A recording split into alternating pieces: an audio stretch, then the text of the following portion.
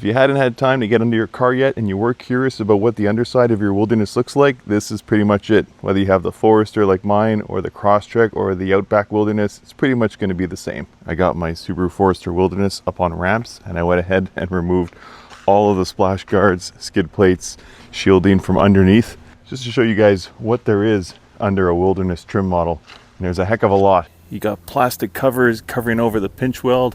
This whole thing is all plastic up front. Pretty much everything's covered in plastic. I went ahead and pulled all these because I'm getting some undercoating done, rust proofing spray, and I wanted these plastic shields gone so they can spray up and have access to all the metal components underneath the vehicle. And I thought it would be interesting to document for everybody who owns a Wilderness, who's curious about what is under there and what they would have to remove if they wanted to access some parts of their vehicle, because you can pretty much see every part of the vehicle is shielded by all this plastic. And yes, most of it is just that plastic meant to shield your underside from road debris and water.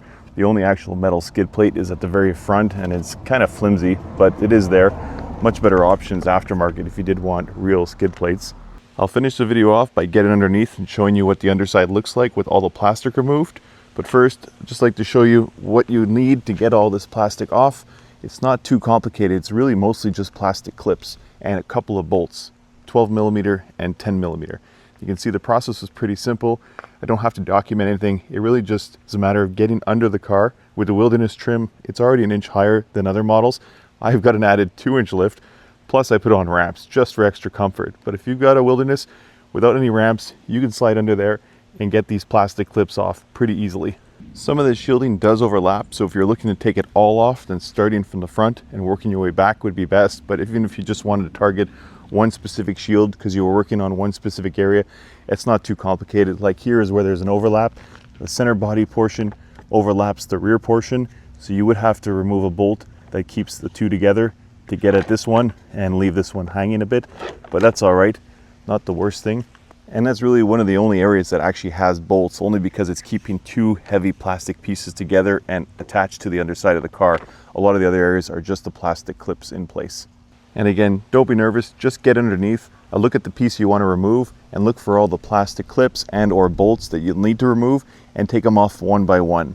With some hacks, circling the areas that you removed a clip or bolt from with white chalk and putting them into a Ziploc bag that's clearly marked with the shield that you took off. And why I say circle the areas with chalk, it's really not that obvious once the clips are removed where they need to go back in, because there's so many other holes that are just not even used for clips, just for water drainage. You might get a little confused, so having them circled with chalk will make putting everything back together much easier.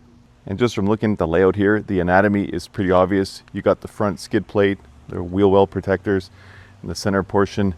These plastic rails cover the pinch welds, and then the rear wheel wells.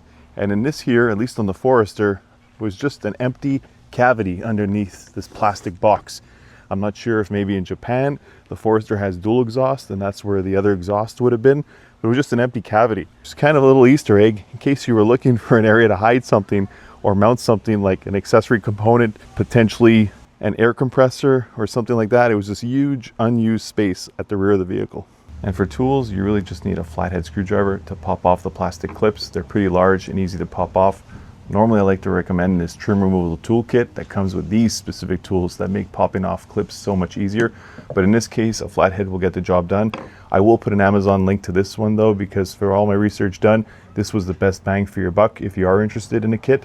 And then for those 10 and 12mm bolts, you have the option in the center for a Phillips head screwdriver, but they are on pretty tight from the manufacturer. So I recommend using a socket. And you will need an extension for that one mysterious box at the rear of the vehicle because the bolt is pretty high and deep, unable to get to with just a normal ratchet.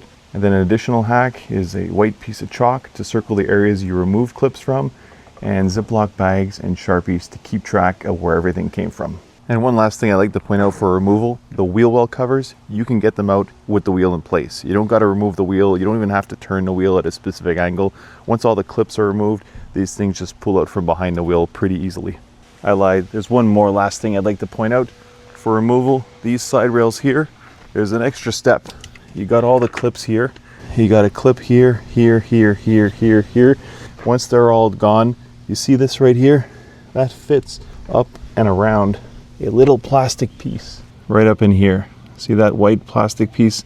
That's what fits inside of this plastic channel portion. So once all the other clips are removed, you just got to slide the whole plastic side rail an inch towards the rear of the vehicle to dislodge it from that white plastic clip up underneath.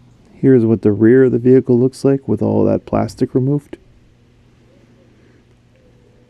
And here's what the front looks like underneath with all the shielding removed.